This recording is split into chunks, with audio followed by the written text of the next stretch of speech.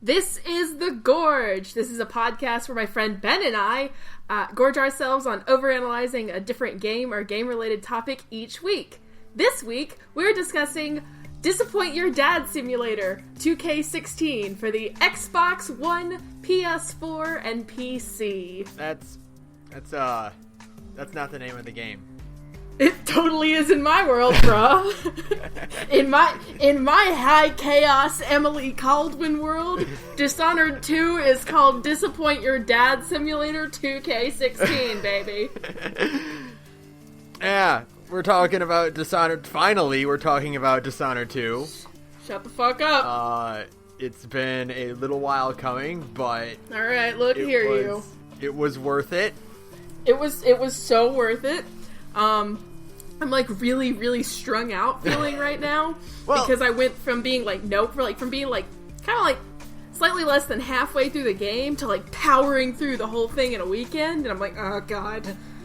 Well, this is like reminiscent of the very first podcast because we recorded the first one like 20 minutes after I beat Far Harbor. You're right. We totally did because we couldn't talk about Fallout 4 until you beat Far Harbor, and now it's kind of the same conversation. Yeah. But man, boy. Right? Boy. Just no spoiler. I mean, like, there's really not a lot to spoiler in Dishonored 2. Yeah, I mean, like, from minute one, you know kind of where the plot's going to go. Like, cause, yeah.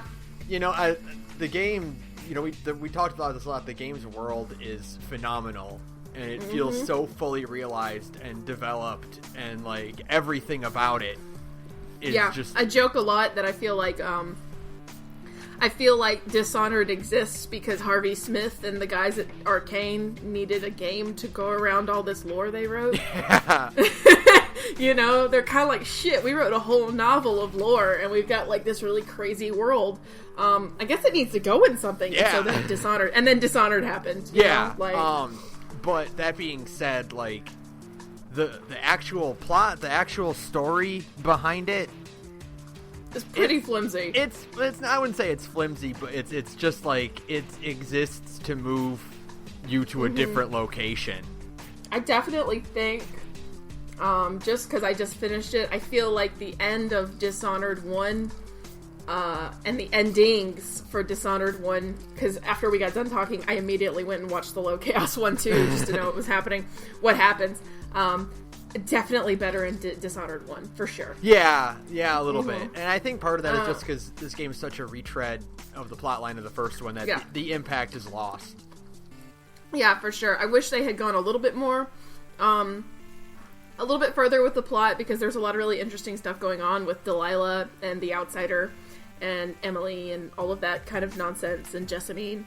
And it's all super interesting, but then I just kind of feel like, you know, it all falls flat right there at the end. Yeah, well, you get a lot of lore, you don't get a lot of plot, I guess is what it is. Yeah, that's totally what it is. I mean, we know all about, like, the different months the world has, and the... You know, the rituals for religions, there's different, you know, there's different songs for Serkonos and Gristle. There's just all this crazy lore about each of the different islands. There's stuff about how, like, the Pandician continent is this total black spot that nobody knows anything about. I mean, there's all this craziness that's just, like, it's been written extensively. Just big, deep, long histories. And then the actual plot is just a whole lot of not much, you know? It's really slim, and... I mean, with a game like this, I don't really care because the gameplay for it is just that good. Oh, God. The game itself. Now, the game part of the game is so good. Oh, my God.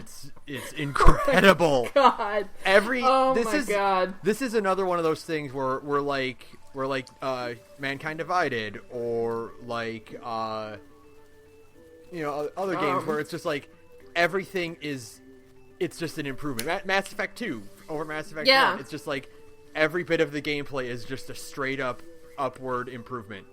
It's a total trend forward. The new powers that you get with Emily are super interesting.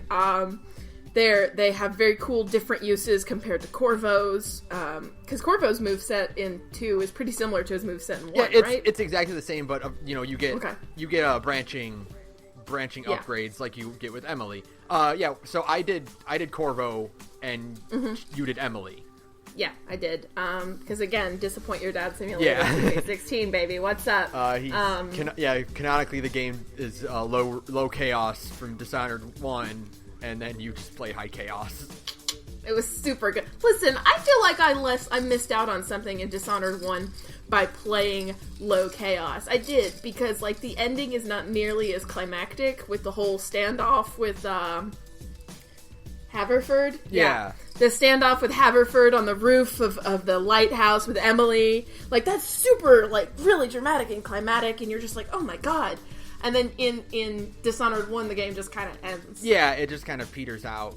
They were like, whoops, we forgot to write a confrontation. Even, Dishonored 2, I think the low chaos ending for Dishonored 2 is actually a little bit more of a climax, depending on which character you picked. Because the non-lethal way of taking out Delilah is really cool. It's pretty satisfying, yeah, for sure. I ended up not doing it because I was getting so angry at that last boss fight. I just really wanted to kill her. I just really wanted her to die. So I was like, forget it. I don't feel like sparing you. I think the only one of them that I ended up sparing was Hypatia, the doctor. Mm-hmm. And I was like, well, she's not actually a bitch. She just, had a bad time. Yeah. And like because of how I feel like I missed out on so much in Dishonored 1 by not doing high chaos, I was just like, when Dishonored 2, I was like, nope, I've got one option, and it's high chaos with Emily, because God knows that's what I need in my life. And it was beautiful. Oh, it was so great. Oh, it's beautiful. I mean, there is something very liberating about playing a stealth game as the least. I mean, like, I was still stealthy, but like when things went to shit, I was like, well, I guess everybody's gotta die now. Yeah, it's that gif from Hot Fuzz where he's loading the shotgun and going, shame. Yeah. Like, for me, it was the exact opposite, which is, they saw me, better reload my previous quick save. The quick save feature was, holy shit, what a smart invention for stealth games. Yeah. Holy shit, you need the quick save in Dishonored 2, for sure. Just hold down the triggers, and then you'll save, and then when you fuck up, you can just reload it right away. It's that easy, It's just like, oh my god, because, like, there are... I am actually astonished by how many different ways to do a thing in this game. Right? That there are. Right? It is tremendous. Like, there were several times where I would, like, okay, how do I approach this? And I would, like, think I have a plan. And you're like, okay, well, I'll do this. I'll take out this guy. I'll take out this guy. I'll chain my knockouts. Like, I'll figure out, a way to do that. And I would try, and I would fail. I'd get caught, or I'd get, I'd mess up my jump or whatever. And then I'd be like, oh, wait, what if I just did that? Oh, it worked.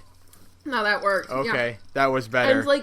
And just like the simple things, like when I was talking to you today, when I was going through the Grand Palace, I was trying to get in, and like every time I was getting spotted, and I was like, fuck this. So I actually just decided, out of boredom, to see what was up on the roof, because why not? Surprise, surprise, there's a secret entrance into the house through the roof of the Grand Palace that lets you just slip in, and you jump in through the elevator shaft, and it lets you get in actually really easily. Yeah. And so, like, just that little detail of having all these different ways to do a thing, just to get from point A to point B. You can keep to the ground, or you can use the rat tunnels, you can take to the sky. All of these different ways just make it so much fun to just explore this world. And that really is the mark of a good stealth game. And this is a problem that, like, you would get in kind of a bit in the first Dishonored or in Human Revolution, where it's like, okay, you can do the stealth character, but you have a quarter of the options now. Yeah. Like, oh, you better get attached to your trank gun or your the sleep darts, because that's all you'll get to use. Whereas Dishonored 2, they went out of their way to, like, really make it viable to do stealth, lethal or non-lethal, or just go in guns blazing. Woo-hoo. You know, like Yeah. One of the smartest things they did was make sleep darts more readily available. Yes. Like my God. putting a shop in the map that you can go buy them was great, because I had an ability to be like, okay, after I cleared out this area, I can go back to the shop and restock. Mm-hmm. And then it's not like I'm able to go back whenever I want to, but having it kind of there as a checkpoint is really helpful. It's super handy.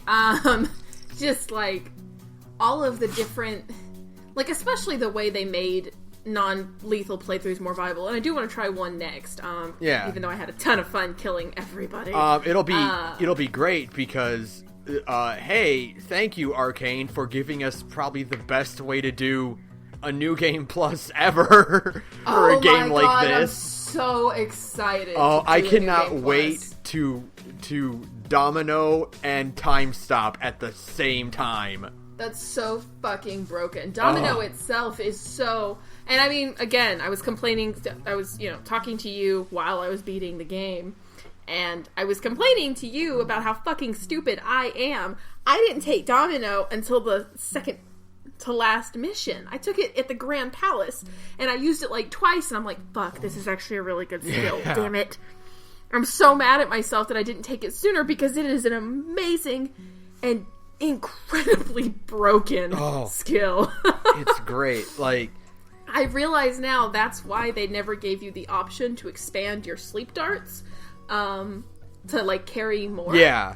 Because surprise, surprise, you can just use Domino and take out 4 with 1. Yeah, you can have 20 sleep darts technically if you use Domino. If you're smart, you only have to do it like that, and I'm like, because like, with Time Stop on Corvo, it kind of works the same way. You're not using any sleep darts because you can just stop time, choke a guy out, and then go away. And then and immediately move on to the next guy and chain it and chain it and chain it. Yeah. And it's like, it's the options. I thought the first game had tons of options to maneuver around, and this game like multiplies it by I know, like so much, where there are so many different approaches to an area. Mm-hmm. Or you can have the option to just completely bypass that area and be like, I'm not going to take out any of these guys. It's not worth the trouble. I'll just stick to these rafters, and they'll never see me, ever. I mean, just all the different... I always get so frustrated in this game, because what always happens, inevitably, when I play this stupid fucking game, and games like it, is I'll do the kill 'em all way, and then... I'll find a way to let me bypass all of that. And I'm like, damn it! I didn't know this was here! Because, like, I was trying to be, like, high chaos stealth, and it usually just ended up being, like, a stalled chaos. Whoops! Toward the end of the game, I was just, because at the end of every mission, they give you the little grid that shows you, like, where you fall. And toward the end of the game, it was just always at the very bottom left of the thing. And I'm like, killed them all, and let God sort out the rest, I really want to go back and replay that last level, though, because it did burn through it kind of fast. I want to snoop around. I want to snoop around some more.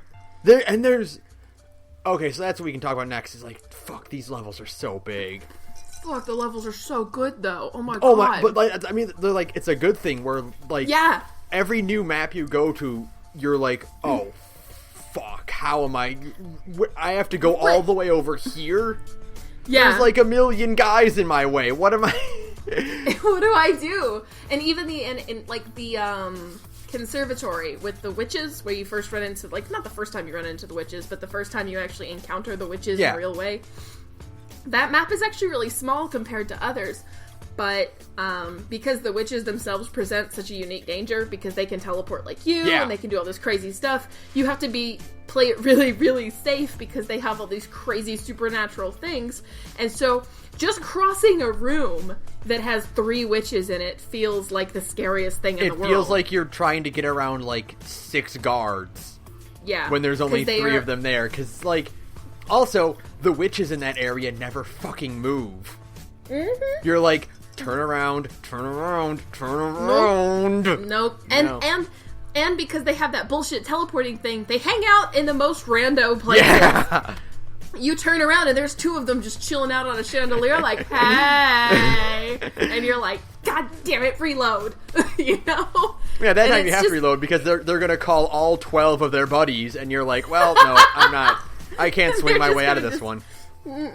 They're just going to destroy you. I mean, I had one good luck, encounter. The one I posted on the Twitter, for one.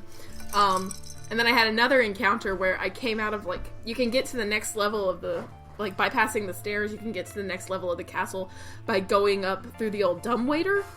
Where they deliver food, you know where the dumbwaiter is. Okay. And so I popped out of the hole, and there was just, literally a witch standing in front of me. We were just oh, hey. And then, of course, she immediately sounded the alarm. Yep. And I was like, fuck it, I don't feel like redoing this part, and I just, rolled out, and it turned into, a gunfight, basically, because they can throw those fucking projectile things. Oh. And by the end of it, I was just standing there oh my god, because, there were, I had killed, 5 of them, and it was just the most intense thing ever, because they just kept coming. They just kept coming. And I'm like, go away! Let me kill your boss! It's really great, because, every level in this game is oh my god, this is the best level in the game. And then you get to the next one, you're oh my god, no, this is the best level in the game. And then, surprise, surprise, the best level in the game is a crack in the slab. Oh yeah, absolutely. 100%. But before that, I want to talk about the Clockwork Manor. Oh, it's so good, right? Dude, I could play an entire game set in the Clockwork Manor. What an amazing, unique challenge. What a cool concept to just make you really kind of remember what each level does and where you need to go and how to get there and just all of these... Just the fact that the whole building is one giant puzzle clicked together and you're just amazed by it, you know? And you're like, okay, well, this lever raises this room up, but that's not all it does. This is different now, and over here is different, and it's trying to remember what does what. And on top of that, the Clockwork Soldiers are the greatest addition, I think, to this game is having the challenge of the Clockwork Soldiers, because what is more tense than an enemy that can see both directions? That can see both directions and has crazy damage resistance. Yeah. One shot from the gun does not do it, you know? Mm-hmm. Really the only tried and true method is to get up above them and jump down, but then what happens when you're in situations where you don't have that? Yeah, or you're in a situation where there's 2 of them. Yeah, oh my god, the final boss fight with Jindosh was the worst. Oh. I must have died. I have the best story about that, though. Okay, go ahead. I must have died 100 times, but I love this story. So, okay, I was kind of at the beginning. Yeah, that's the 3rd mission or something like that. Yeah, I think it's the second or third. I was thinking I would, fate worse than death him. I do the non-lethal ending, because why not? That sounds like fun. And the non-lethal endings for Dishonored characters are always pretty horrifying, so it works out, you know? Mm-hmm. So I was intent on knocking him out while these 2 Clockworks are trying to kill me, and he's also trying to kill you with a pistol, and it's bullshit. But I managed to get behind him and knock him out. And, but the Clockworks are still coming for me, so I'm like, damn it. I picked him up and I put him down, I kind of, put him away, like a doll. Mm-hmm. And then I ran away because one of the Clockworks is coming at me, and I turned around and I chucked a grenade at it, and it sailed right past that Clockwork and exploded, and I got the little notification saying that Jindosh had been killed. Whoops. And I was just like, well, alright, I guess we're going full lethal with this one, because there's no way I was reloading. Yeah, no, of course not. Because that was, of course, the time I actually managed to kill them, so I was like, nope, I'm not reloading, not 1,000 years. But it was really funny, because it was just such a god damn it moment, you know? Just mm-hmm. I'm not very good at this stealth assassin. As it turns out. Whoops. I just really, really love all of the kill animations. They're pretty really cool. They're really cool and well choreographed, and just, it's all really cool. I don't want to get back to the habit of saying cool a lot, because somebody pointed that out to us, and now I'm like, That's okay. But a lot But a lot of Dishonored 2 is just, like, rule of cool 1000%. Oh, yeah. You know? Like, dude, the reason I do non-lethal in these kinds of games is because I want to feel like Batman. And Yeah, Dishonored totally. 2 does a real good job of making you feel like Batman. Batman. Like the Dust District? Oh my god! Dude, the Dust District, I've never felt more Batman than waiting for a sandstorm to start and then just super easy picking off like 5 guys. Just dropping down and there's sand everywhere and they don't know you're there, so you're just like, what? You know? It's amazing because then you can drag them off and their buddies are like, where'd he go? What happened? What happened? He's dead. That's the scariest thing ever, is when you realize that guards will notice when guards are missing. Oh, I know. And then you're like, that's cheating. Or when they recognize that a door's been left open. Yeah. Or when they look up. Mm-hmm. That's You ultra cheating. motherfuckers. You can't do that. You're not allowed to look up. That's where I hide. I always hide in the up. You can't look up because that's where I am. Like, nobody looks up in Dishonored 1. As long as you're, like, off-ground level, you're fine for 95% of that game.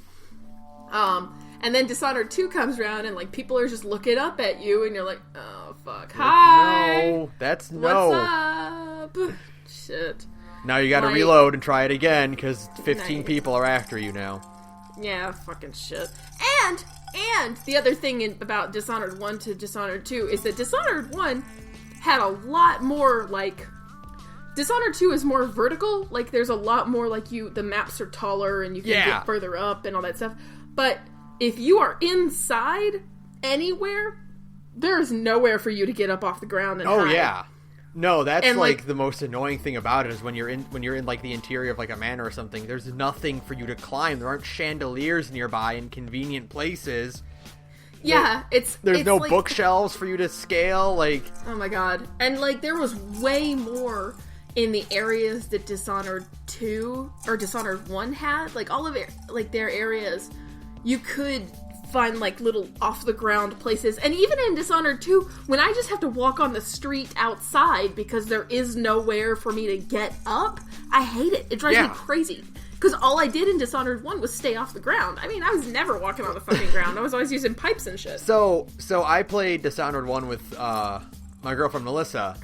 Yep. And she was my co-pilot for it. And, like, the entire game, she's just, get high. Why are you on the ground? Get high. And I'm like, I'm trying to get high. I'm trying to get up. And, like, while playing Dishonored 2, I could just hear her being like, get high. Get into a higher place. And I'm just like, there aren't any. There's nothing here for me to climb.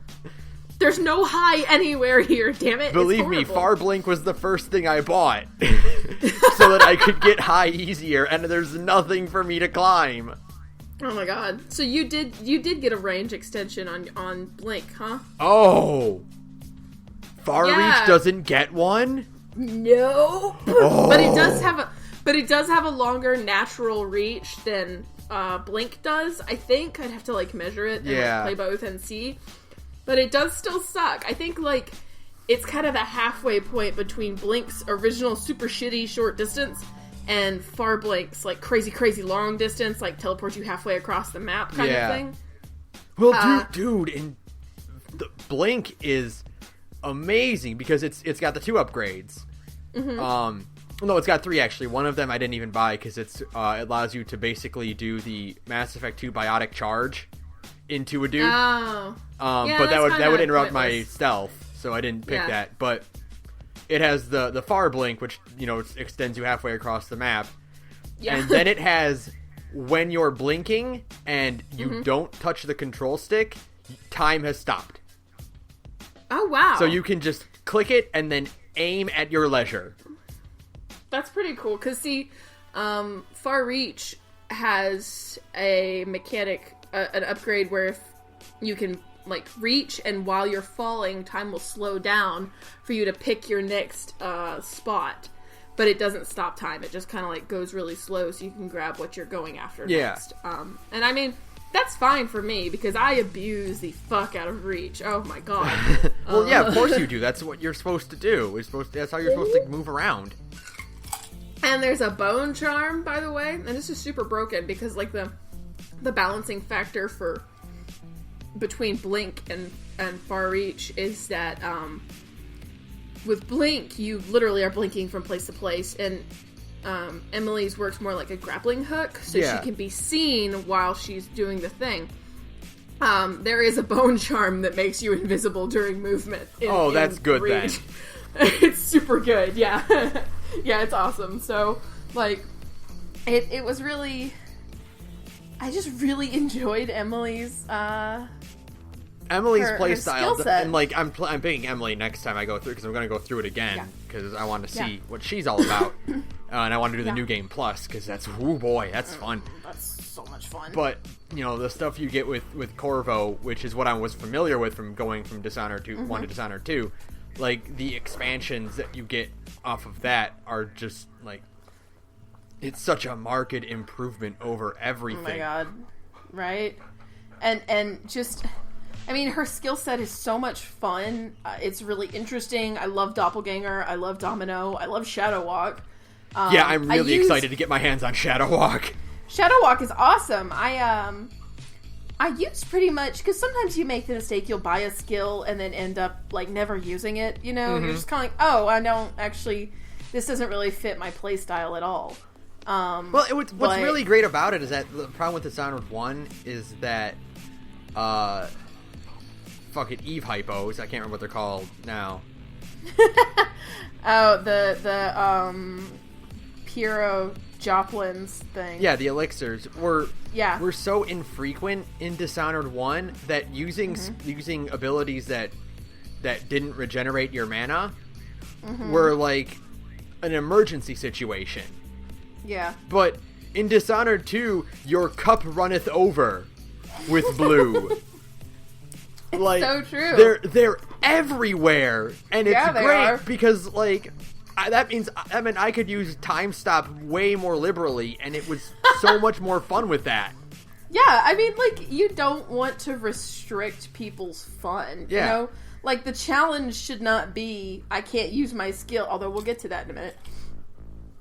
The challenge should not be I can't use my skills as much as I want to, so I won't, and now I'm not having fun. You know, it should be these enemies are smart. There's a lot of them, and there's a lot of open spaces. Now use your skills to get around that and still be stealthy and sneaky sneak. You know. Yeah, exactly. And it's just really. Everything. Dishonored 2 is so well designed. Everything from Dishonored 1 that carried over to Dishonored 2 is a marked improvement. You have far more options. You have, and they still balance it so that you're getting more elixirs and you're getting more health stuff and you're getting more bone charms and more runes, but it's not to the point that it makes the game easier. It's there to ensure that you still have full access to everything you want to do.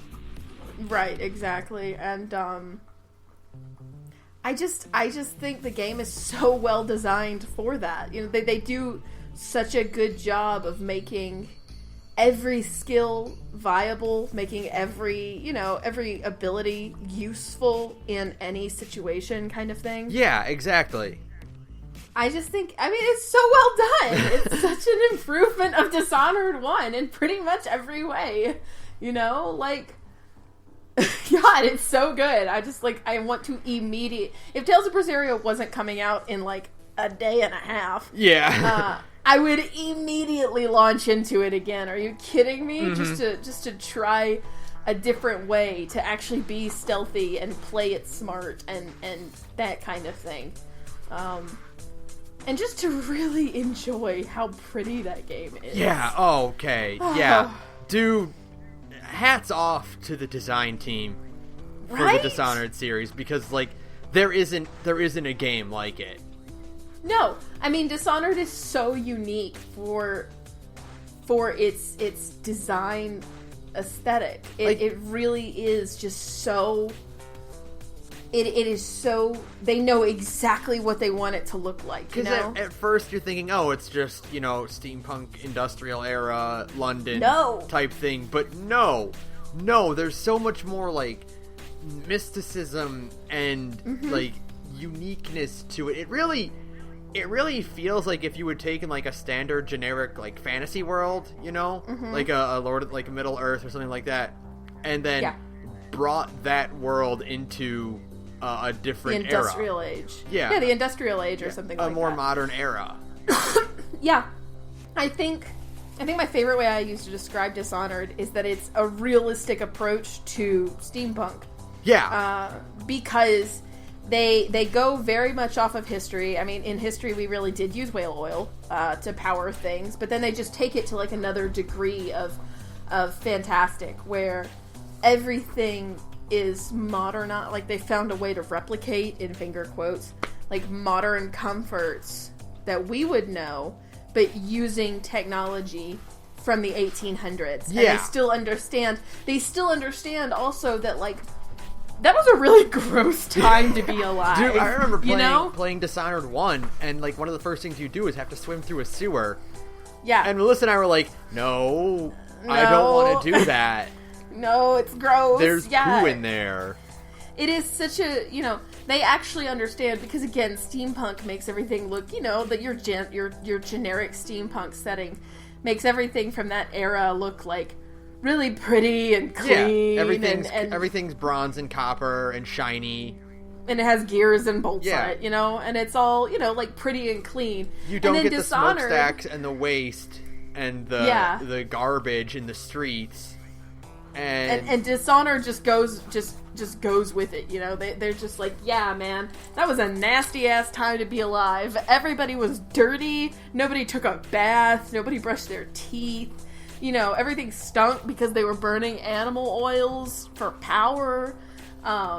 There was, like, crazy pollution, kind of, you know, smoke everywhere. And, like, even the all people. This nastiness. Even the people are gross. Like, have you ever, like, been watching a guard and, like, if they're outside, they will pee off the ledge.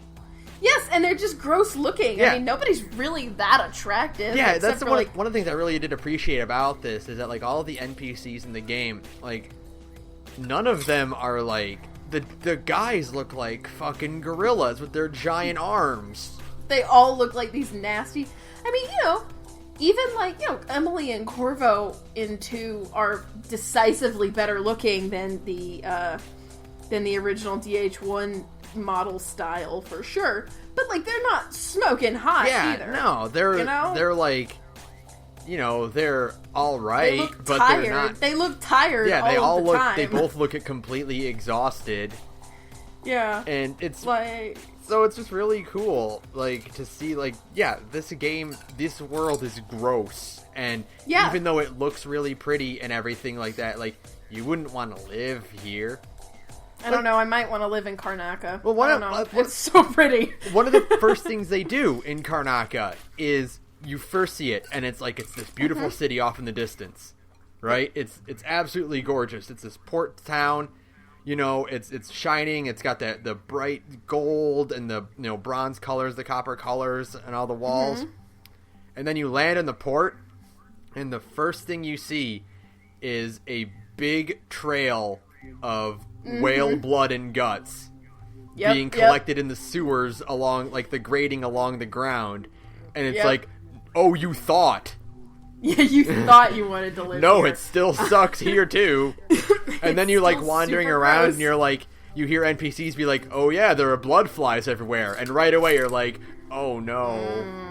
I don't like the sound of those things. And they're fucking horrible. Surprise!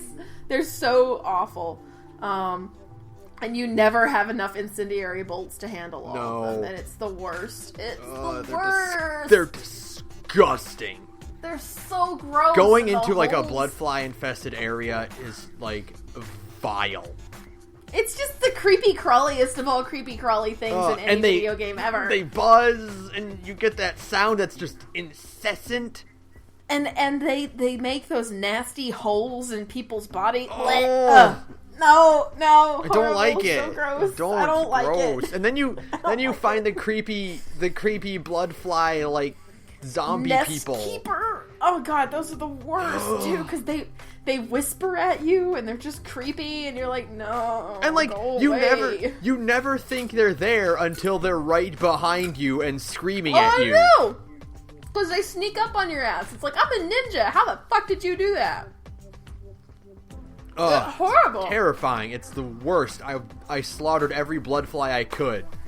They're so creepy, and yet I just think Karnaca has the coolest, just incredible design. The city is beautiful and alive. Of course, and... no, like despite all that, like the city is so fully realized. Every area you go to, like every house has a bathroom, which I know that's a weird thing, but that's super I totally understand what you mean. Like it's little touches like that, and I think one of the first games that I think that really did that well was The Last of Us. Yeah, where you would go into houses and they would be laid out like an actual person's house would be, not the way like a video game would lay out a generic house, like right. And even the stuff you find like on the ground, like the bits of debris and like furniture in the game are just like they really all feel lived in. Yeah, I mean the whole everything in Dishonored 2 just feels like a place you could go. Yeah. It feels like a place people live, and even though because of it's not that kind of game. All the shops are boarded up because you don't need to have a lot of shops because it's not that kind of a game, Yeah. But what you can see of the shops and the design on the signage and the handful of signs you can see are all so unique. And, I mean, there's just so much thought and effort and research put into the design aesthetic of this world to make it feel like an actual piece of time that you just stepped into. The asset list, the assets folder for this game must be absurd.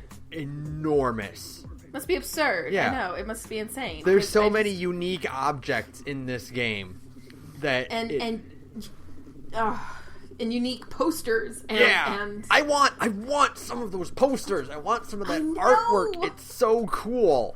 It's so amazing. I have the art book. And I'm just like, oh, it's so... Oh. Do you have the Dishonored 2 art book? Dishonored 2, yeah, the Dishonored 2 art book. God, I'm so jealous of you now.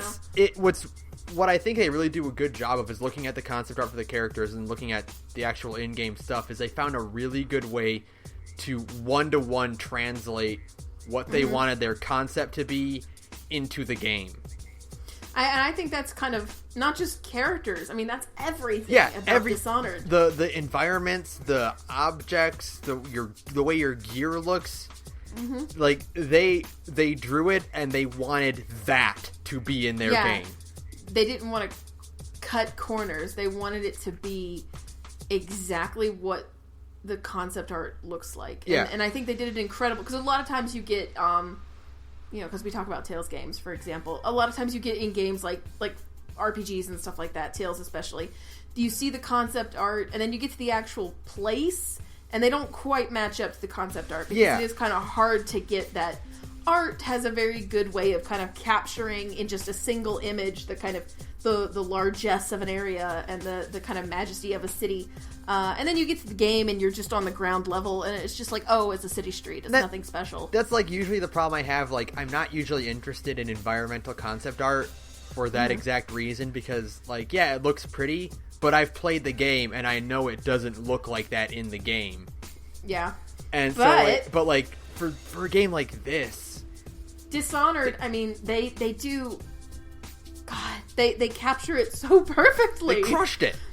They do. I mean, they capture the little details. They capture like when light comes in through a window and you can see like little motes of dust, and you can see like the fluttering of butterfly wings affecting the light. You can all of these little teeny tiny details that mean nothing in the grand scheme of things that are probably a huge burden on CPU. Oh my god, yeah. Like, and yeah, it's the little things like that really make the world feel lived in. And honestly, I think one of the best things about it is the idle dialogue from like the guards and everything. 'Cause, like, you got it in Dishonored 1, of course, but of course, whiskey and cigars. Whiskey and cigars, and like to me, my favorite, the one like I actually incorporated it into my vernacular is stupid goddamn murder.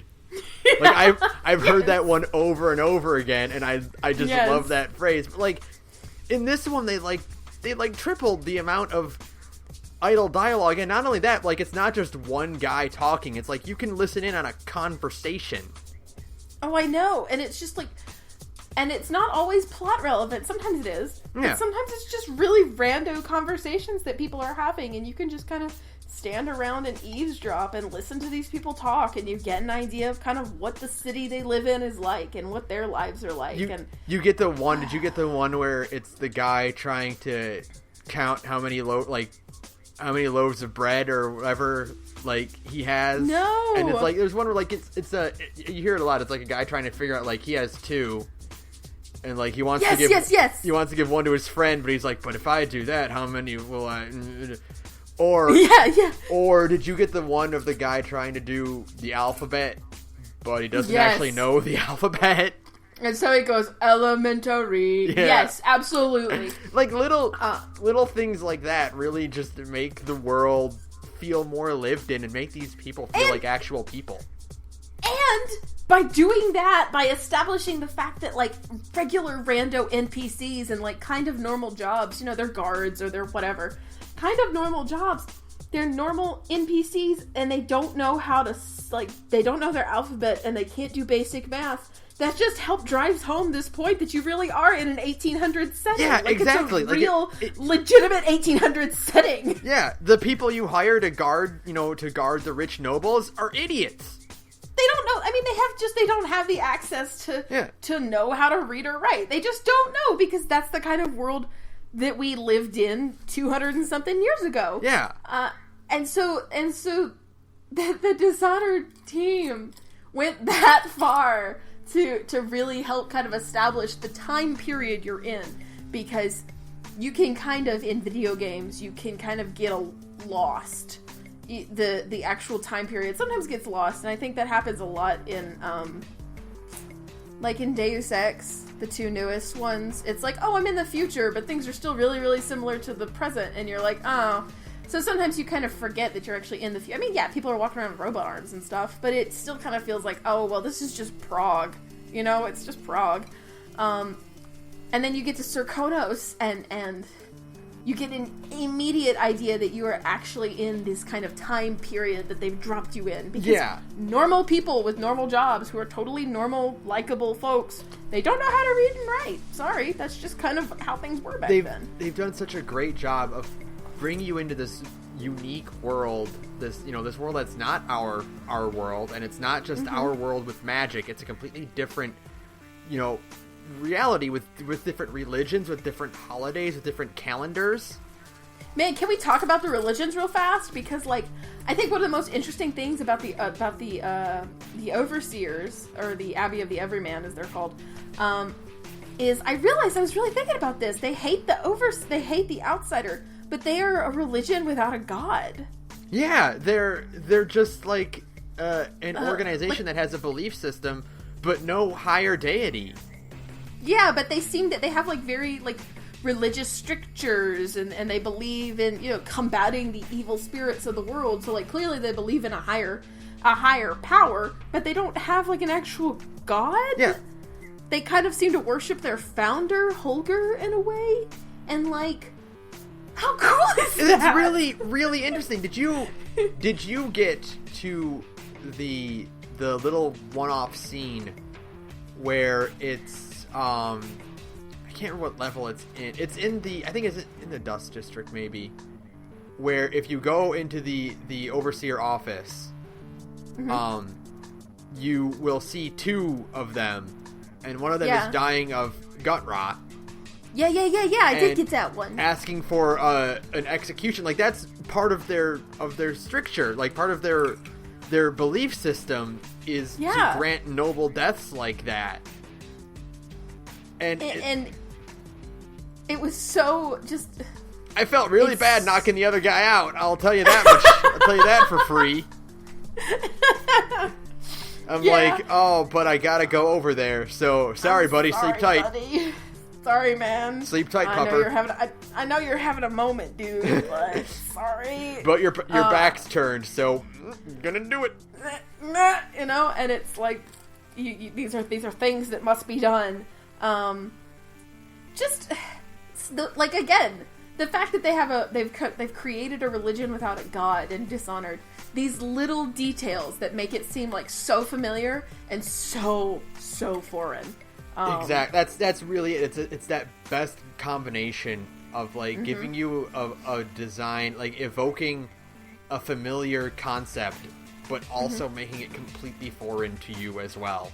Yeah, like with those scary fucking whales. Oh.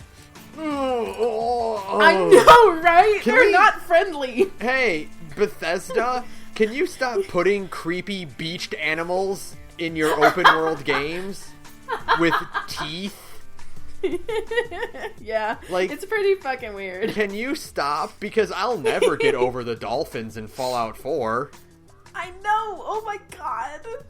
Like, because like the first time, because the thing is, they kind of do a good job in Dishonored 1 of never actually showing you a whale. Yeah. So when they talk about like we're hunting whales, you're like, aw, poor whales, you know. And then they call them like leviathans of the deep, great monsters from the depths of the sea, and you're like, it's a whale. Well, I mean, they just kind of like float around and go, boom. Yeah, but like, you know, back then, of course, they would think that in that time period, they would think that about whales, and you're like, okay, well, you know, that does make sense. And then you see one in Dishonored 2, you're like, kill all of them. No. Kill every single one of them. God does not want these to be around. Oh, actually, the first place you see them, I know you didn't play the story DLC for 1, you should. I know, I'm going to go back to it eventually. And I should finish it, frankly, so, like, you know, I understand. That's actually the first place you see one, like, up close is in the DLC for Dishonored 1. When you go to like a whaling facility and there's like a huge one up kind of hanging from the ceiling and it's suffering and I still felt bad for it. But then when I got up to it, you know, it's still alive and they're draining it of its blood while it's alive and you're like, that's fucked up. And then you get up to it and it's got teeth. And you're like, no, oh, God, this is the right thing to do. It's horrifying.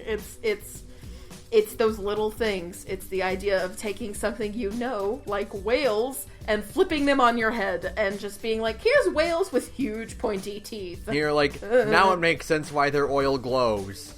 Yeah, and the oil having weird properties like that. The fact that it glows and the fact that it can kind of do anything. Yeah. Is really interesting. God, I love this game. I could just talk about its lore forever. All right, we gotta talk about cracking the slab. Oh my god. Best level in the game. Best level in the game. Best level in the series. We talked about this a few podcasts ago, where the idea of like stripping you like establishing a power set for a character, and then for one area, removing your options, and still giving you a challenge like that, and fucking cracking the slab does that in the best way possible. Oh, I can't. I am so awed by that level. You know, because it's just so the amount of work. Dishonored 2, I need to Google this afterwards. They need to have won some kind of award as a game as a whole. They have, like, surely. If they haven't, they super deserve it, because especially for this level alone. Because the amount of effort that went into just that one level is truly boggling. Because there are 4 different versions of that fucking mansion. 4! Like... And they all have to be loaded basically in real time. At the same time, yeah. Because at any point they could change to the other one, and you have to have the eyepiece to see the other one, like to see the opposite time period. And like the amount of effort that must take to make sure that both worlds are running concurrently, that guards are walking around in one, you know, and their pathing isn't breaking when you travel to the other one. Mm-hmm. I'm sure that must have been a nightmare to test.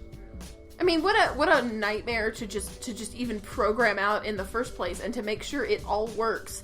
To make sure that in one world you don't hit an invisible wall because in another version of reality, that wall has been blocked by, a giant pile of silver dust, Yeah. Like, the testing must have been a nightmare. And the fact I thought, we discovered this because you goaded me into committing murder. I goaded you. You goaded me into it. I was gonna... it. Uh-huh. And you could have always quick saved and reloaded.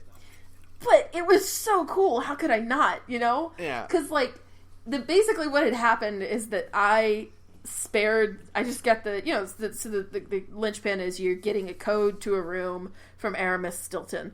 And so originally I just spared him and I got the code and I left. And then I kind of stopped and I was like, I wonder what happens if you killed Stilton. And then you went, you should find out. And I went, okay. And so then I reloaded my save and went back and bolted through and shanked him, got my code, and then teleported back to the present where in one timeline, the mansion has fallen into ruin because a crazy person has lived there for 3 years. And then I blinked back and immediately realized things had changed. And not just in, a little way, either. Because when you're standing... So if you go from, the original timeline where the place is in total ruin, right? Mm-hmm. You blink back into the past, and Stilton is there. You kill Stilton, but because nothing has changed, it's just kind of collapsed in on itself in 3 years... Some of the stuff that's on that back veranda is still the same. The chairs are still in the same places. It's just they've fallen over or stuff like that. But when I blinked back from one to the other, immediately you could tell things are different. The bloodfly nests are gone. There's different furniture. There's an oil palette, oil painting palette and easel. All these little things, and you just immediately realize...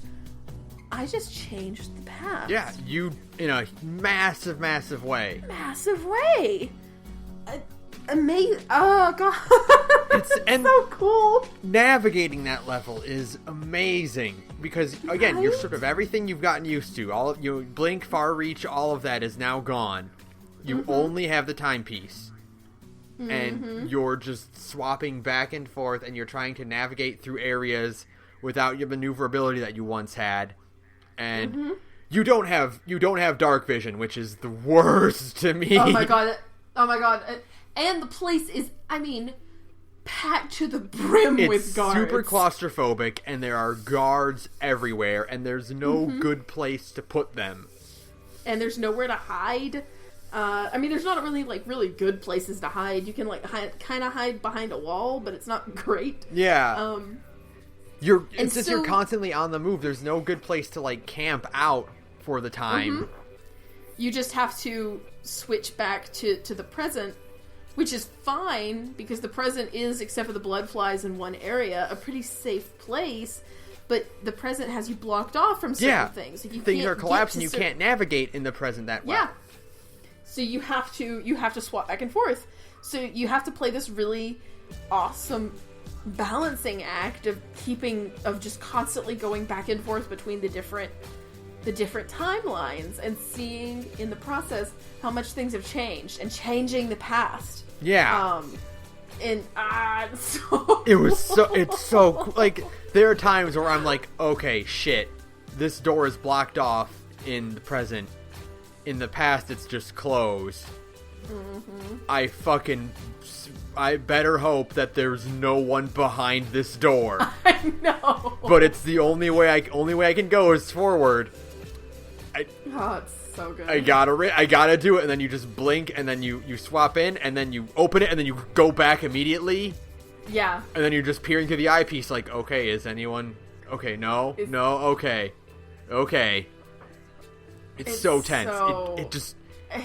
That's what I love about stealth games, is that tension is not only the tension, but also the planning out your route. Yeah, I love the tension of stealth games. I love the kind of edge of your seat, act on instinct when something goes wrong. The best part about playing a lethal playthrough, especially, is when things go wrong, you can kind of just act on instinct, and instead of reloading, you just go fuck it, draw the sword, kill him fast, I love it. I love that kind of like adrenaline surge you get from doing things like that. It's so satisfying when things work out really well too, and just that level is so astonishing. It is without a doubt the best level in the game, and I would play entire DLC packs that were just that gimmick and the Jindosh's Manor. Jindosh. Yeah. The Clockwork Manor gimmick for sure. I would totally play Dishonored Portal again, because that's what it was. Yeah, Jindosh's Manor was Dishonored Portal.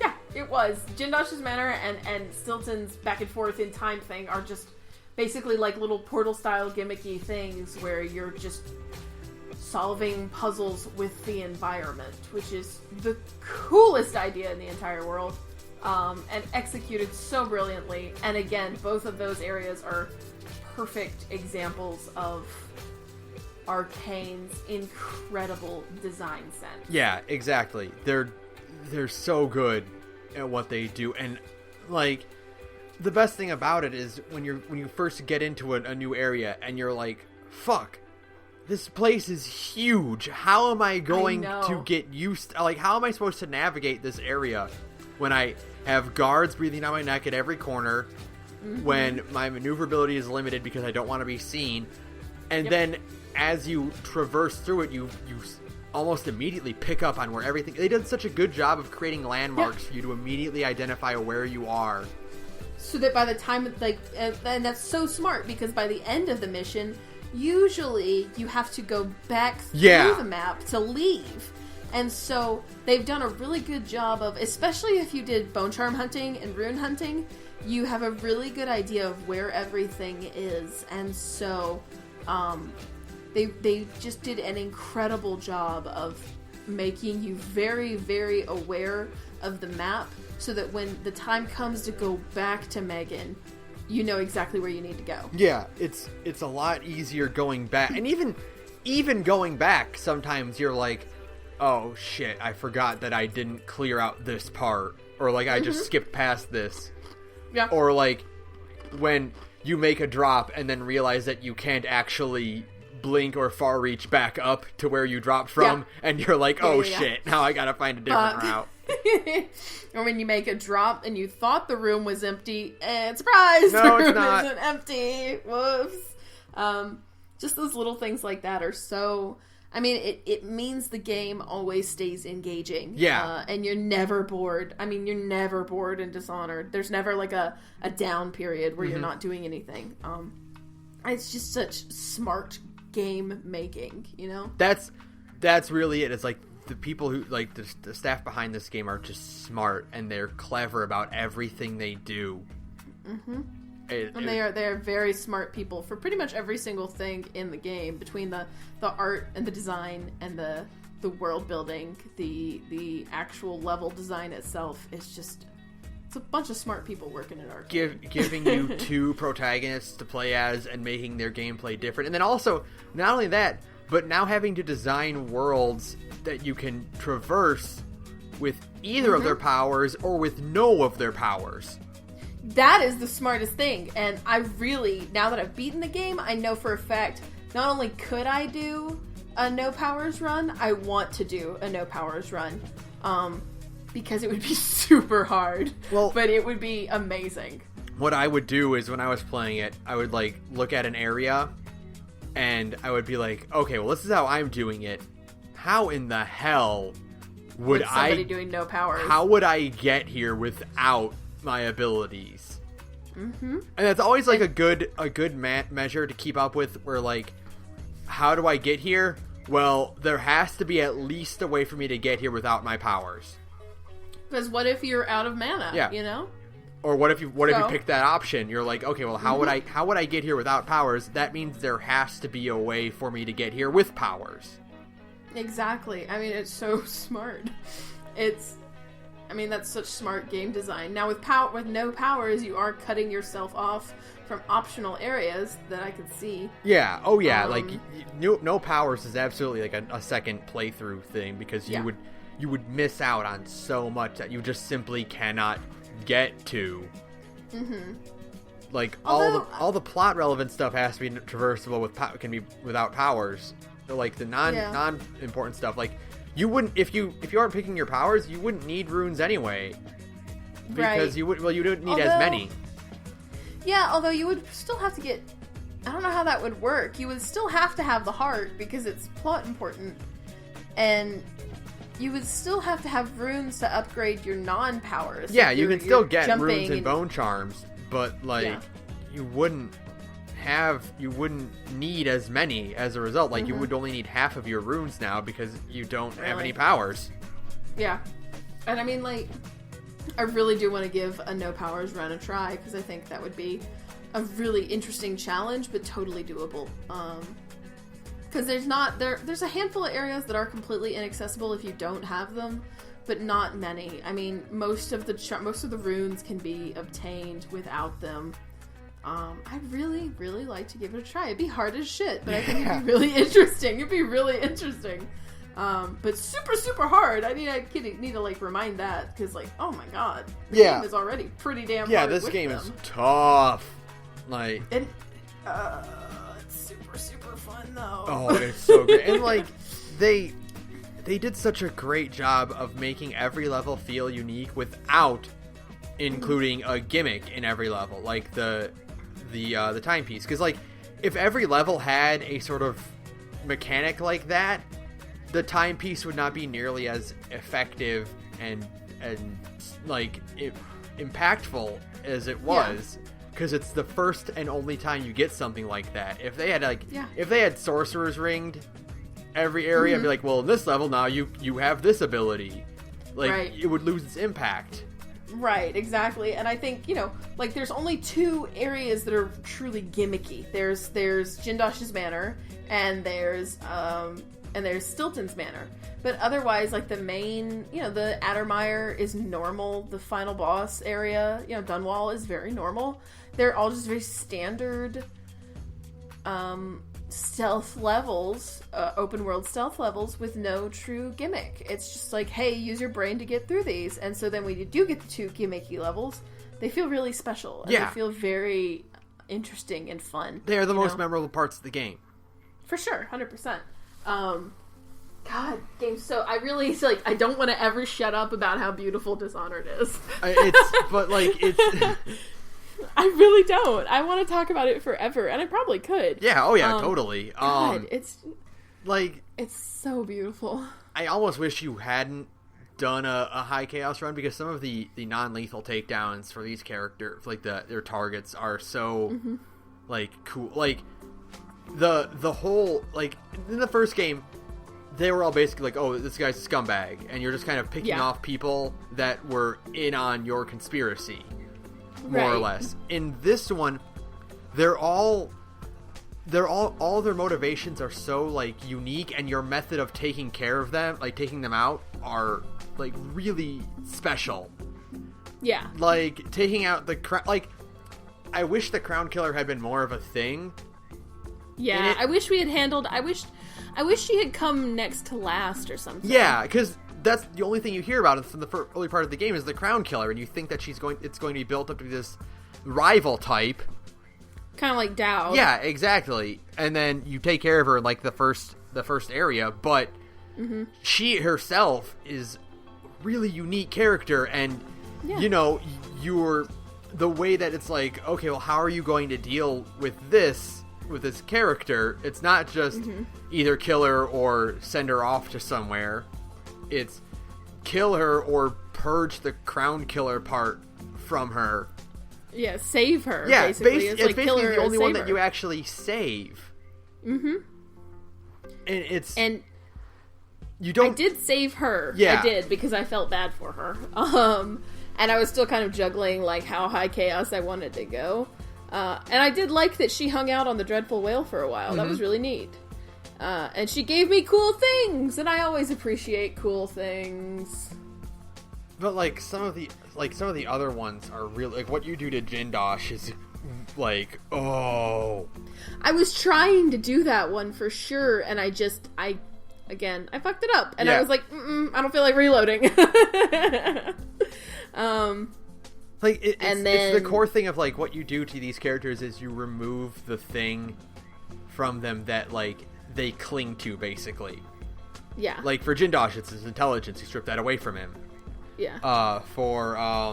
What's her name? The witch... Ashworth. Yeah, you strip her powers, and now she is nothing without that. Yeah, she's just normal. Yeah, and that's, like, the worst thing you could do to her. And it just feels so satisfying. I know. I think did I kill Ashworth? No, I didn't kill Ashworth. I think I got curious. I wanted to see what would happen. I kind of, like, had a 50-50 split for, like, who died and who lived, because I spared Ashworth, I spared Hypatia, I accidentally killed Jindosh, but I was trying to not, and then I killed Abel, and I killed Abel's body double. Fuck it, neither of them. Fuck it. You know, I found out apparently if you spare him, if you spare the body double, he actually turns out to be kind of a crooked asshole, just like Abel. Well, so really, at the end of the day, the way I did it, maybe it's because did you kill Abel? I did. Okay, yeah. If you agree to the body double's plan, you pickpocket the real Abel of, like, the artifact that he needs to, like, prove that he is the real Abel and not the double. Yeah. And you give that to the double. And so now the double, pretends to be the real Luca Abel and calls the real one a madman who, like, oh no, my poor body double has gone insane. Now he thinks he's me. Oh, what a shame. And then he and Corvo wink at each other. And then, like the arrangement is like, yeah, dude, I'll help you get into power, and then you and me can mutually benefit from this. Yeah, I do like, though, and I was telling you this again in texting during the game, I like when the body double is like, well, I won't be your puppet. And I'm like, bruh, yeah, you will be. Well, you did that. You had that, and my Corvo was like, okay. Yeah, that's fine. I didn't really plan on that, but I mean, like, sure, if that makes you feel better. That makes you feel better. Yeah, it's like... I stuck into your stupid fucking castle, dude, and if I wanted to, I could literally shove this sword so far up your ass it would come out of your mouth. And you want to be like, I'm not going to be your puppet. Yeah, you are. I'd like to see you try and stop me. Like, in my world, Emily Caldwin is, like you said, fuck it, violence is the only thing these people will understand, you know? Because it's like... bunch of assholes. Yeah, fuck it. And, you know, it's great stress relief. Like, the best stress relief to just play that game and be the all-powerful bitch. Oh, yeah. I cannot wait until my second playthrough where I just have access to everything, and it is just the best feeling ever. It's the best feeling. And I can't wait to do a low chaos playthrough, because I do want to be a little bit sneaky. And explore the areas a little bit more. Because, again, I was kind of burning through it this weekend. Because I was like, I have to finish this for this podcast. Oh, my God. And so I didn't get to quite do as much snooping around as I wanted to. But I snooped pretty good. So there's always stuff. And there's always, like, having access to another set of powers will also, like, you'll be exploring areas and approaching things in ways you never expected. I'm so excited to have Time Stop back. Oh, Time Stop is my favorite. It's the best. It's the best, especially after they neutered Dark Vision. Oh, I mean, I understand why they did it, but still, Arcane, you're killing me. Taking away, like, just a straight up see-through walls and giving it more like a radar approach. Mm-hmm. Like, the only thing I would have done is I would have made the contrast between, like, environment and people, I would have made that a bit higher. Because, like, in Dishonored 1, it was the people are yellow. Yeah. And the world is like a brownish orange. Like, it's pretty easy to tell what is a person. Yeah. Whereas in this one, I'm kind of like, I can't. It's hard at first glance to tell for sure. Yeah. I wish I expected it, and I'm kind of, like, annoyed that it didn't happen. There is no upgrade for the runes to expand that radar area. Yeah, that's the one I thought was weird. They give you to see where they're gonna be and see, like, the different alarms and stuff. Yeah, objects and stuff within the environment. Yeah, nothing to increase the range, and it's not a long range. No. And I wouldn't, I think I understand why they did it, because dark vision in 1 is pretty broken. Yeah, it's, you leave it on, and yeah, then you just don't get kind to of see never the rest ever of the game take as it a off. result. Yeah, you just kind of never take it off. It's just constantly in dark vision, really. And so in 2, it's smarter to take it off so you can kind of take in the environment more with your own eyes. So I don't mind the radar pulse aspect. Like, I didn't hate that. It just makes you take your time, yeah. But it was a very short range, and I understand, again, it was a balancing thing that they did, but I would have liked to have seen an option to spend 4 runes or something to upgrade that range for sure. Even if the cost was higher, was significantly higher, I still would have wanted that option, because everything else kind of has like a range extender on it. Mm-hmm. And it's like, yeah. So it's just weird, especially because enemies can still see you outside of that range, and they can see pretty far. Yeah, they can. It's so bullshit. That's really the hardest thing about it, is all the different balancing issues they fixed for Dishonored 2. Relying on your muscle memory from Dishonored 1 is not going to help, and you need to rethink what you're doing. Oh, I know. Yeah, it's I keep thinking, because, Fallout 4 has got my muscle memory kind of fucked up, too. I kept trying to jump with triangle, and all it did was make me lean around corners that didn't exist. Yeah, that kept happening to me, too. Or, no, the one that's the worst, I think, is they changed it so that when you put your stuff away in Dishonored 1, and you attacked, you would pull your gear out. Yeah. In Dishonored 2, when you put your gear away and you press the attack button, you attack. Yeah. Oh, yeah! So, it just comes out automatically, and I was used to, not having my gear on, because you run a little bit faster, you maneuver a bit faster without your gear out, or, if you wanted to be careful not to, attack anything, or, accidentally press the trigger and strike a wall and alert the guards. Yes. You would put your gear away, and so you could have that extra buffer zone of taking your stuff out before you did something dumb. Whereas in this game, I did it all the time, where it's okay, I'm going into combat mode area, but time to take my gear out. Oh shit, I just swung at a wall. Yeah, and now everybody knows I am here. Yes. Great, thanks. Now Thank all you of China much. knows you're here. Knows you're here, yeah. Yeah, thanks, guys. I appreciate that. But I mean, God, at the end of the day, all of the improvements to Dishonored 2 are exactly that. Just leaps and bounds, it's just incredible up, improvements. A straight line all the way up. From Dishonored 1 to Dishonored 2. To the point where going back, will be hard. Yeah. It's one of those unfortunate situations where with Mass Effect 1 and 2, where it's I don't want to go back and play 1 because 2 just plays so much better. Exactly. The going back to DH1 will be a nightmare. And I still, like I said, I still really want to finish that DLC stuff, the story DLC. So, I will eventually play it because I want to see what's up. Because, Megan is a character in that, too. Exactly. Because she's Billy Lurk. And where's my DLC with her? You bastards. She's so cool. Megan is the coolest, one of the cooler additions to Dishonored 2, 100,000%. She's just awesome. Yeah, I definitely prefer her over Samuel, and I love Samuel. Samuel's great. Yeah. But, Megan's just... I feel bad. Man. He's dead. He died. He was an old guy, though, and he was lost at sea? No, he was lost at sea, and then... Or no, was it Pierre? No, he died of old age, I think. Yeah. Wait, Piero die? was lost at sea. Yeah, that's it. Oh, what? No! I didn't know that. Dude, you're breaking my heart. I know, right? That's so sad. Man, I was hoping Piero was still alive. No. Boo. Alright. Whatever. Did we know what happened to, what's her face? Emily's governess?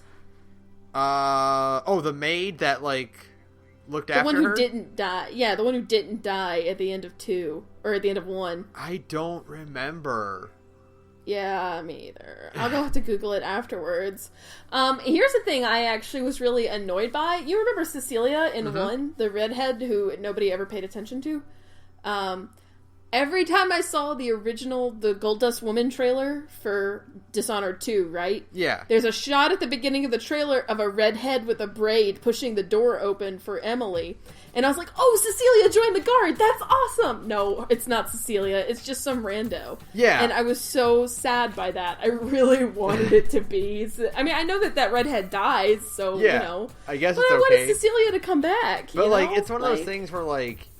Were we supposed to know, like, who that woman was?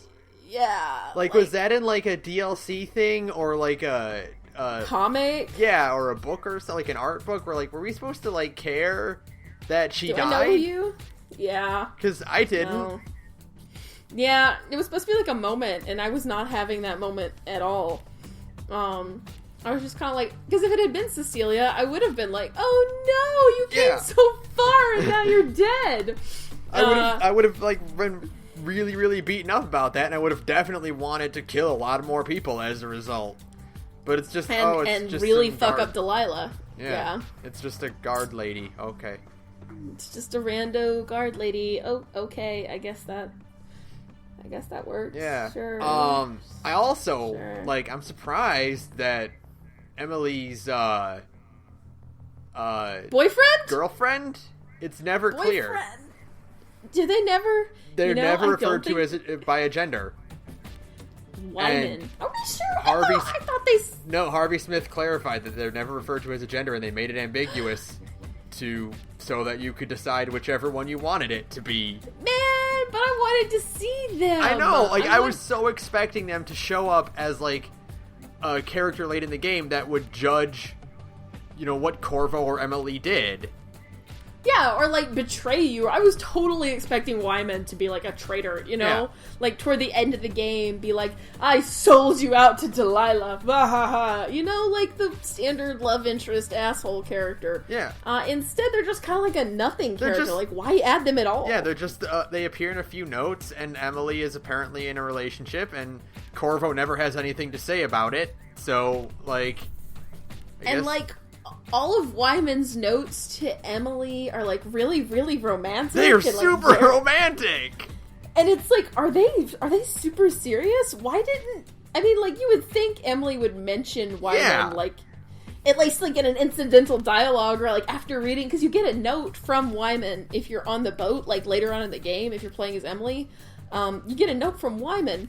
And it's like, you know, it's another, like, I just want to hold you in my arms, and I can't believe all of this is separating us, and da-da-da-da-da. And Emily makes no comment. I'm like, are you gonna say something? You'd be like, oh, Wyman, I miss you too. Like throw me a fucking bone I don't here. know which one I would prefer if, like, she felt the same about them, or if she straight up did not care about this person who's pouring their heart out. I honestly want it to be like Wyman is way, way more enthusiastic about the relationship than Emily is.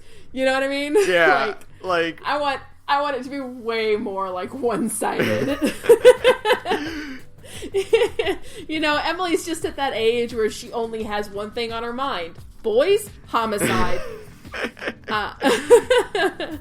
Like, that's what I want from this game. I want Emily Caldwin to be single-mindedly intent on murder. Well, you know what's really interesting? I love that, like, this game establishes early on that Emily has no interest in actually ruling anything, and it's played off, like, you see it all the time, like, it's played off as, like, you know, oh, the royal wants to be the adventurer, and he wants to go, they want to go out and fight the dragon, they don't want to sit here and sit through boring politics and all that.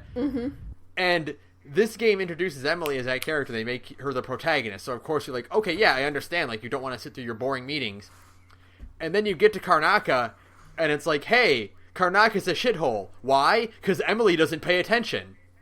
Right, yeah, and I think it's, again, I think part of that's why I 100% think the game is, and we were talking about this the other night again, the game is about Emily. I mean, like, Corvo is the secondary main character. Emily is without a doubt the protagonist of Dishonored 2.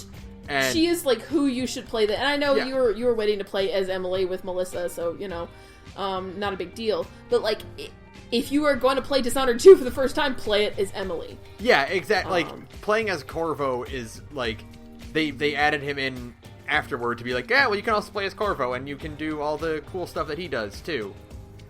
Yeah, and even though Corvo doesn't have any new abilities, he just has his old ones. Yeah, like, exactly. They're all recycled abilities, and it's basically just like, do you want to play Dishonored 2 the way you played Dishonored 1? Well, then pick Corvo. Mm-hmm. Right. And so, but like the theming is all about Emily. Yeah. The kind of this idea of you did not want to be queen or empress, and this is what happened. And so like the whole idea is that this journey through Karnaca is Emily realizing, oh, my laziness and my inattentiveness as empress is what caused my downfall. So I'm going to go back to Dunwall, kick Delilah's ass, take my throne back, and do it right this time. So it's all about like second chances and stuff like that. And, exactly. And it's so good. And it's I was telling you the fact that like Abel plays as a really good foil to Emily because it's the same idea of somebody who, the parent was the good ruler, the special ruler who saved, the empire / Karnaca from ruin, and because, Abel's dad is a very, like, stand-up guy, and, that stuff, and then they die, and the kid kind of fucks up that legacy, so that's kind of what's going on with Emily, too. It's like, well, your mother died, so now it all falls on you, what are you going to do with that legacy, and how are you going to treat it, and, how are you going to rule? Exactly, and that's like where the story like really, really shines, is creating that setting of, because you want to root for the adventurer character, and then they're like, no, you fucked it up. Mm-hmm. Look at how badly you fucked it up, and like it kind of gut punches you, like, oh shit, this is on me. Yeah. It's awesome. It's really effective. It's so effective, and it's so... And again, it's because they make this world feel so realized. Mm-hmm. You really feel for, like, the people who are kind of stuck living in Serkonos, because it's like, boy, your life sucks. Oh, boy, it's my fault. Boy, it's real bad in Serkonos. Oh. Yeah. You have to deal with things called bloodflies.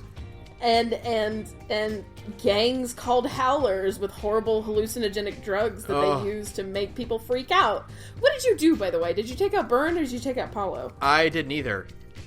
Oh. I went the neutral route, and I invaded both their territories, and I got the necessary password, and then... Oh! Yeah.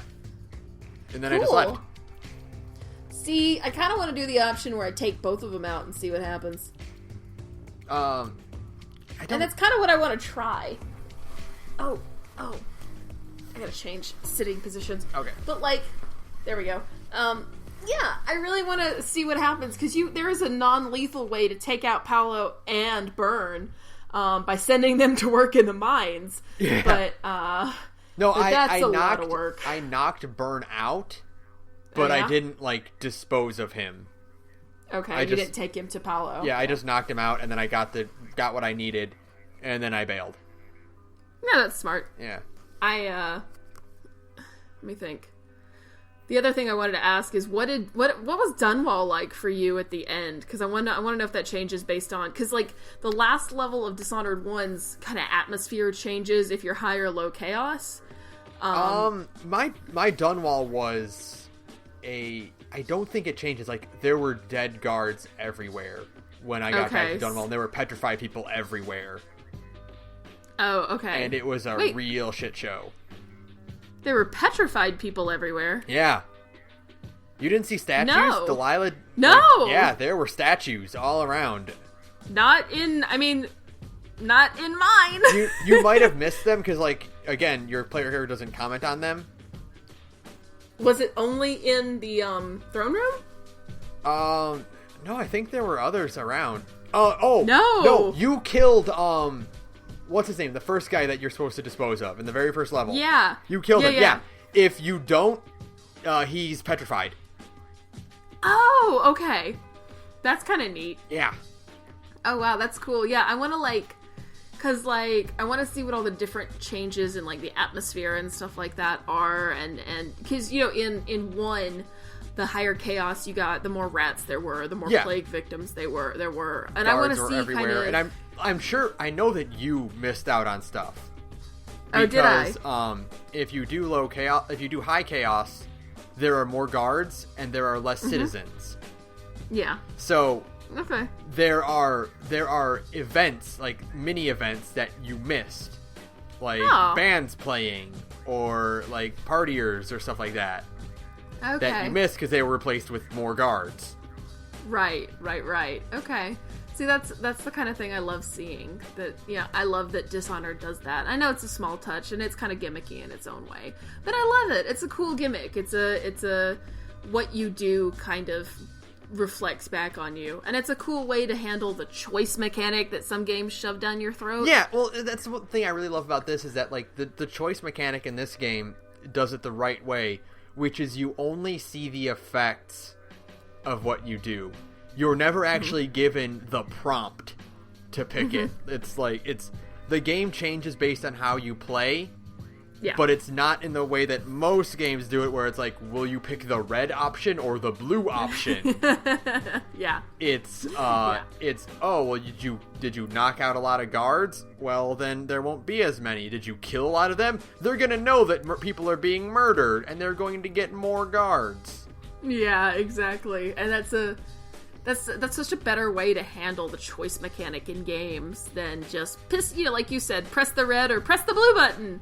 It gets boring after a while because especially it just feels like nothing is changing that way. You're just kind of like it feels unlocking a route. Yeah, it feels more like you're just entering a new state than you are like actually seeing the world like being manipulated by your actions. Yeah, exactly. So basically, I love Dishonored. Oh my god. I love Dishonored so much. I love everything about Dishonored. I love it's probably one of the best stealth games I've ever played.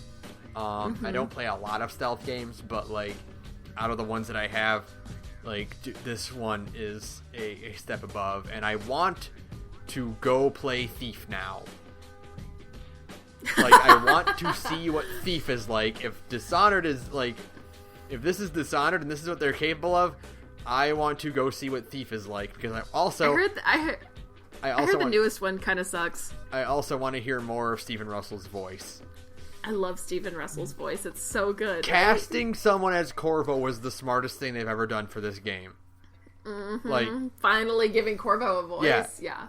Putting another franchise silent protagonist to death is a great thing. The less silent protagonists we have this day and age, the better. The better. Kill them all. Let God sort out the rest. Just get rid of all of the silent protagonists, please, because it's never a good idea. It never works out. Yeah. You're always like, why aren't you saying something about the fact that these people are being assholes, you know? Jack was only good when he got a voice. Yeah, it's true. Like, he actually got to be a character then. You know, you actually get to have your protagonist be a character instead of just like a pair of hands in a first-person mode, you know? Now, that being said, Link should never talk, and if he does talk in Breath of the Wild, I'll be like, ew. I'm so on the fence about it. Like, I kind of want him to talk, just to see what happens. I've decided that I don't want him to say a word, but I also want people to subtly acknowledge that he doesn't say a word. That would be interesting. I want him to be mute. Yeah, I want him to be, like, canonically mute. Yeah. Like, he just doesn't speak, like... Not that, you know, he just doesn't have a voice. Not that he says words and we can't hear them. It's that he just doesn't talk. Right. That would be interesting. But we'll see with Breath of the Wild. That's coming. That's 2 months. Wow, really? Yeah. Wow. Video games are happening. Too many video games are happening too much. Yeah. I don't have enough time or money for this shit, This month is going to kick the podcast's ass. This month is the worst because Extella happened, and I still haven't played it. No, we need to play Extella because we're doing a Fate cast. You're right, and Berseria comes out. Yeah. Kingdom Hearts comes out for you. Yeah. Resident Evil 7, Berseria, and Kingdom Hearts all come out on the same day. And we're doing podcasts about all three of those all of them. That's the worst. That is the worst. Although Berseria is a few weeks off. Oh yeah, Berseria, we have to actually beat that game, and I gotta beat the shit out of that game. And I'm going to! That's going to take some time. That's not gonna be immediate, but like a week for me, let's be real. Yeah, you're gonna beat it, on Wednesday. And then I will spend 2 months trying to beat it. Sarah, how did you get 70 hours in this game when you've only had it for 2 days? I do time travel. That's not possible. That's how Fallout 4 ruined my life. I lost so much weight playing Fallout 4. Do you ever look at like your time for a game and then calculate how many days of your life are spent playing that game? See, that's what's obnoxious is that Fallout 4 does that for me. Yeah, it has a day counter because they know. It has a day counter. They know. They're like, you've spent 32 days on this game alone. You've spent a month on Fallout 4, and that's not counting your other players, like your other characters. That's just counting the one. It's like in an anime when the protagonist gets a power up and they're like, you've just cut off a year of your lifespan. Yes, that's totally what it is. It's like the bat. It's like that part in The Princess Bride. I've just drained a year off of your life. Which is always like the most bullshit thing ever. Because like, what does that even mean? Whatever. What does that even? What, he's gonna get a heart attack sooner now? Yeah, like, how does that work? I don't understand the math behind it, and I wish somebody would tell me. I guess I understand it kind of, considering, like I said, I lost like 10 pounds playing Fallout 4 because I just like was not. I'd come home and literally eat like a handful of peanuts and like a granola bar. And that is it. And then I'd play Fallout 4. And I can't imagine that's good for your body. Probably but not. I'm like, I don't want to cook. I just want to eat something fast and play this game. You don't understand. It's horrible. It's horrible. So I guess in that way, I did, lose a year off my life. Horrible. Video games will ruin your life, kids. Just do drugs. Yeah, well, they'll probably be a bit cheaper. Yeah, probably. Yeah. Considering 3 fucking $60 games are all coming out at the same time next week. I love that we're getting like 2 out of the 3 like individually, and we're sharing the third. I know, right? Like, we have to, because I cannot justify spending $120 on video games in a week. I just can't do it. No. I'm a grown-up with rent. Like, getting one game is... The fact that I want to buy Extella and Berseria in the same week is like a betrayal of everything I stand for. Because I'm like, that's $100 on video games in a month. Because Extella isn't a full-price title. Oh, thank God for that, at least. $40, but still, I mean, I'm not made out of money here, people. Video games I gotta pay expensive. rent. Video games are expensive, and I'm just one person. But I don't have a life. All I do is talk about video games and play video games, so it works out. So it works out nicely, but like still I could do without the 8-hour workday I have to go through, and I could just go home and play more video games. Mm-hmm. Can't I just... We should... Hey! You should put money in a Patreon, and then we could just do this all the time. Yeah, if you like us talking about video games, and hey, if you want to see us play video games, or if you want to hear more talk about video games more often, let us know, and we'll set up a Patreon, and we'll set up a streaming thing, and it'll be great. We're not going to get any money from a Patreon. No, That's not gonna do that. That's fine. We'll pitch this again when we have more subscribers. Yeah, right now that's just not happening. But that's fine, that's fine, because this is my weekly excuse to just rant about video games and how much I love Dishonored. Oh, speaking of Fallout, like, hey, Bethesda, get Arcane to make a open world Fallout stealth game. Oh it doesn't my God, even have can to we be. please? It doesn't even have to be a full-fledged like Fallout thing. Although I wouldn't mind if they did Fallout 5. Let's be real. But if you want to make like just a Fallout spin-off game that is just like Fallout Stealth Boy, like yeah, yeah, do it. I'll play that game. I'll play that game all the way to the bank.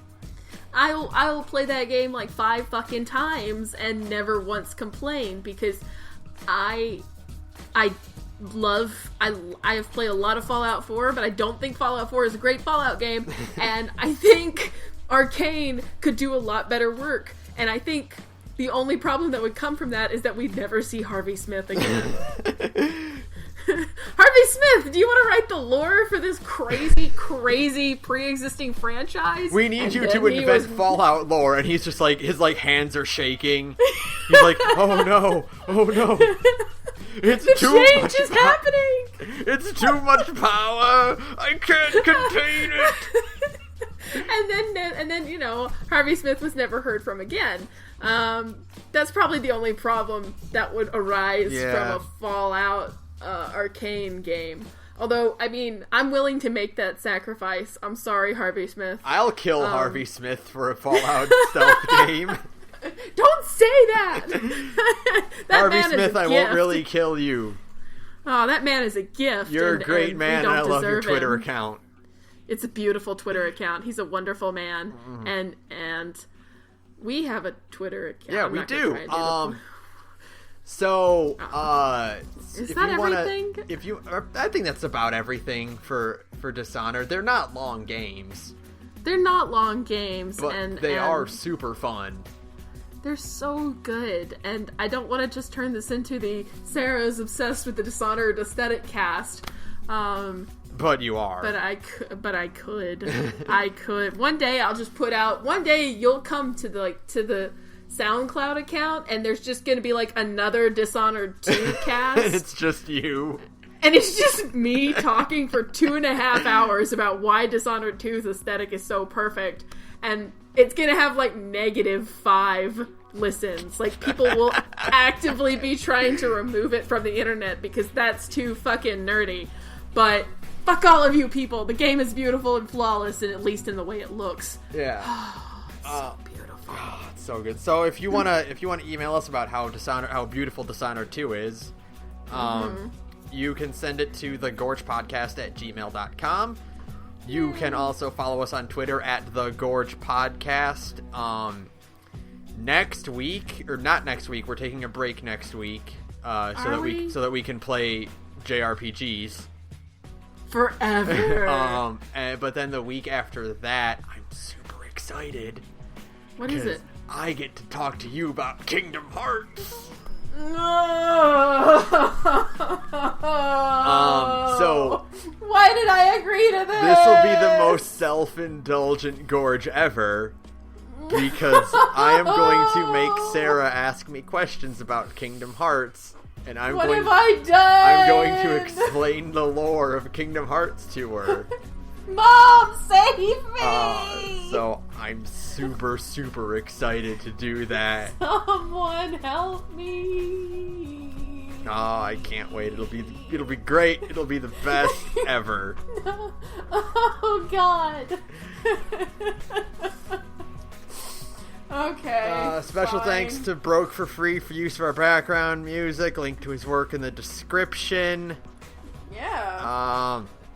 I'm going to I want to get more music, so if you are an artist that does like cool background aesthetic music or like chiptunes, and you want me to promote your artwork, I will pay for it if you want me to. Like, if you have, anything you want me to donate or whatever, send us an email. I'll get in touch with you about that. And it'll be really cool. That would be cool. I think that'll wrap it up then. That's it. All right. That is it. Fuck Delilah. Fuck Delilah? What a fucking pantsuit wearing bitch. Oh, that bitch. That fucking bitch. Fucking bitch in that fucking boss fight. Good night, everybody. Good night.